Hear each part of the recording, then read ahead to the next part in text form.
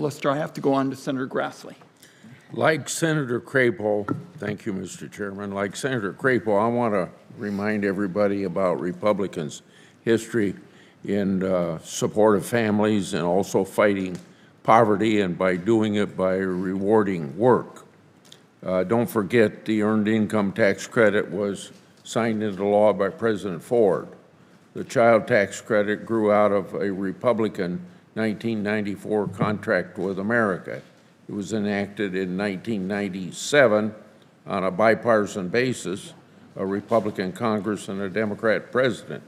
Since its enactment, Republicans have taken a lead in improving the credit as an anti-poverty tool.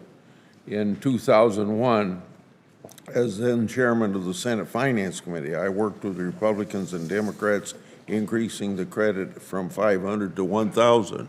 Moreover, we made the child tax credit refundable to help offset the burden of payroll taxes on working poor. This made low-income working families eligible to receive a tax refund even if they owed no income tax, even though they paid the payroll tax. In 2017, Republicans again doubled the credit and increased the amount that those who work but pay no income tax can receive a tax refund. In order to benefit, a tax filer would have to earn income of just $2,500. As you earn more, a larger share of the credit becomes refundable, partially offsetting payroll taxes. Keep in mind the child tax credit was enacted on the basis of the 1996 welfare reform that linked federal assistance to work or skill development through education and job training. The child tax credit is complemented welfare reform by providing assistance to parents transitioning from welfare to work. Unfortunately, members of the other party seek to turn a broadly popular, bipartisan, pro-work tax incentive into a government assistance program akin to the old pre-1996 welfare program. Then their proposal eliminates any earned income requirement. It fails to provide any development or educational assistance, which are available to families as alternative work under the 1996 reform law. In other words, their proposals fail to provide tools intended to help struggling parents back on their feet and tackle the root cause of intergenerational poverty. I fully support lending a hand to families in need of support, and that's like I hear a lot of people of both political parties say, by providing a hands up, not a handout. So my question goes to Dr. Meyer. Your research suggests Democrats' workless child tax credit proposal would do nothing to reduce deep child poverty.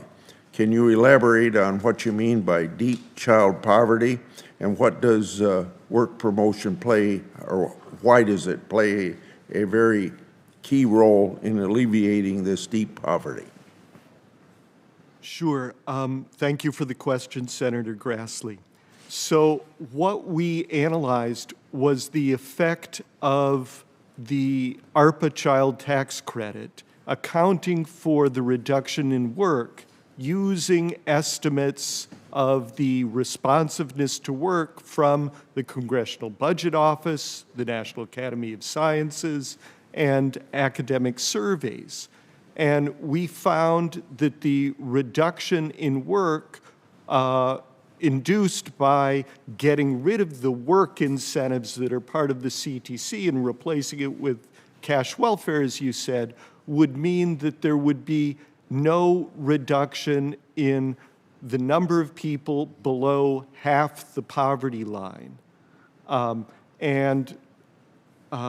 That's what is often thought of as deep poverty, and many people are most concerned about the number of people that have income that low. Mr. Collins, based on your experience, why is work promotion and skill development so important to fight against intergenerational poverty? Thank you, Senator. As I mentioned before, there are at least 6 reasons that we know, that we teach, that we see happen when people go to work. Work provides a dignity that only work can provide, actually. It's one of the first opportunities where someone outside the home has said, yes, we're going to take a chance on you. So there's a lot of esteem building. There's a better lifestyle. People are more employable, employed, and it teaches the importance of work for young people as well. Rewarding it with a boost in earnings, the momentum created can change a generation.